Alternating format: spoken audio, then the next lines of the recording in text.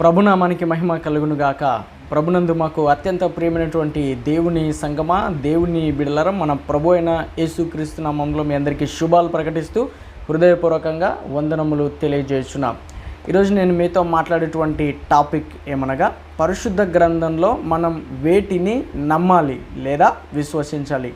మనం వేటిని నమ్మాలి, వేటిని విశ్వసించాలి అని అంటే, పరిశుద్ధ గ్రంథంలో చెప్పబడినటువంటి ప్రవక్తల ప్రవచనములను నమ్మాలి, విశ్వసించాలి. వాగ్దానములను నమ్మాలి, విశ్వసించాలి. నెరవేర్చబడినటువంటి ప్రవచనములను, వాగ్దానములను విశ్వసించాలి. ప్రవచనం నమ్మి నెరవేర్పు నమ్మకపోతే ప్రయోజనం లేదు. యెషయా గ్రంథంలో యేసుప్రభు గురించి చెప్పబడినటువంటి ప్రవచనాలు ఏవైతే ఉన్నాయో అవి 2025 సంవత్సరాల క్రితం యేసుప్రభు జీవితంలో నెరవేరబడ్డాయి. కాబట్టి ప్రవచనాలు నమ్మాలి, వాగ్దానాలు నమ్మాలి, నెరవేర్పులను విశ్వసించాలి. God bless you.